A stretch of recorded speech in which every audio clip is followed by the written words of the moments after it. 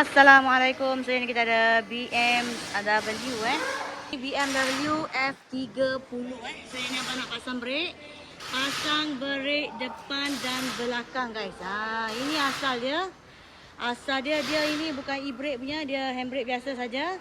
So yang ni bahagian belakang, dia punya rim size rim 19 inci. Belakang dia ambil F40. So yang bahagian depan dia ambil GT6.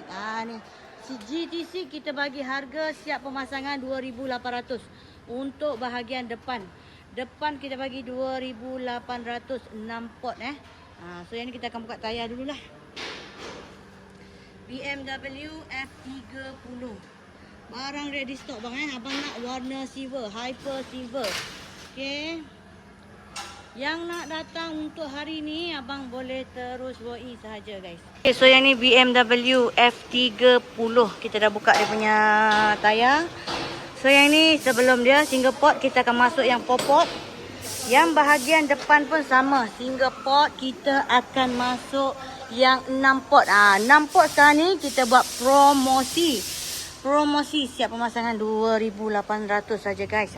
Bukan promosi biasa-biasa. Yang 6 port kita bagi GT6 tu.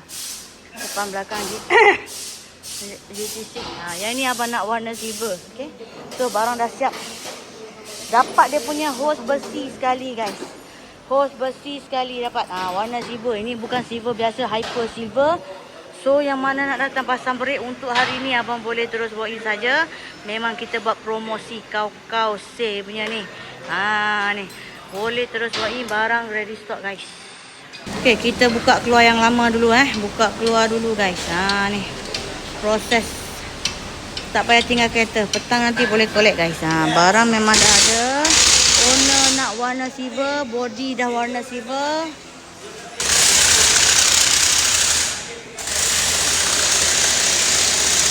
Brake kita nak clear semua stok-stok yang ada ni guys. Kita buat sale kau sale punya. Kita nak kasih clear semua yang mana ada. Ni. Harga pecah gudang ni. Kita bagi harga kau murah pecah gudang. Yang hari ni nak datang boleh terus walk in saja. Yang nak datang untuk hari ni boleh terus walk in sahaja. So yang ni untuk BMW F30 dah siap pasang bahagian belakang. Siap nampak. Ni dia tak ada e-brake. Dia yang biasa punya. Handbrake biasa. So yang bahagian depan pun dah siap guys. 2,800 untuk bahagian depan. Siap pemasangan. Dia punya rim size 19 inci. Abang nak warna silver. Dapat dia punya hose besi sekali. Hose besi dapat sekali Promosi.